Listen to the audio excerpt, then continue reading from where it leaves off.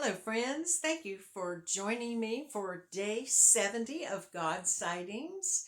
So, since our prayer and our insights were both on Proverbs, and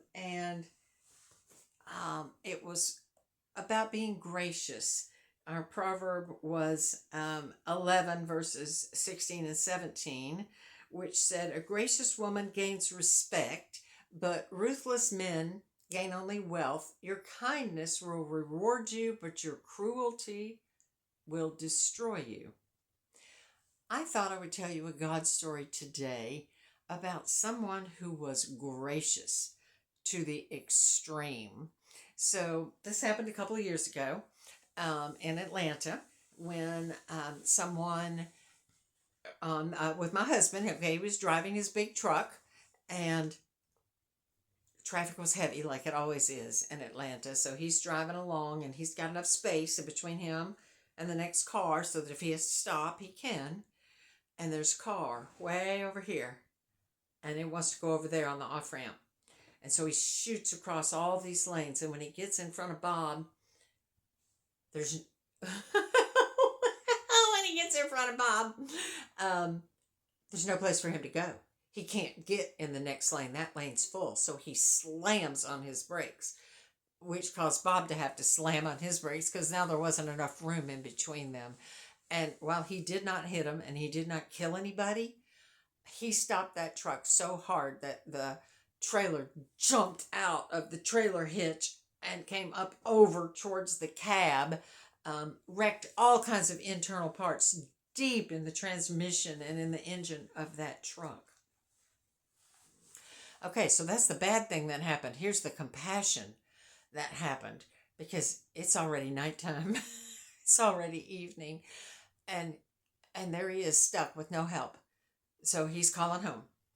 And he calls me and I'm praying. And he calls our son. And our son says, "Call Ricky."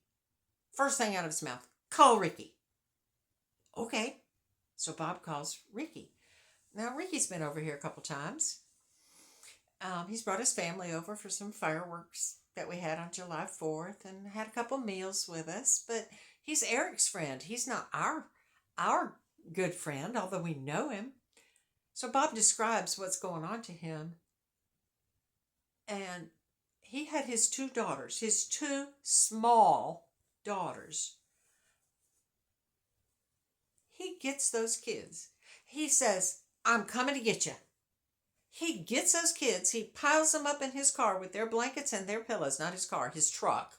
And they drive all the way to Atlanta. It's like a 3-hour drive. And they rescue Bob and bring him home. They don't get home until daylight. Ricky took the whole night. And he didn't even take any time to think about it. I'm coming.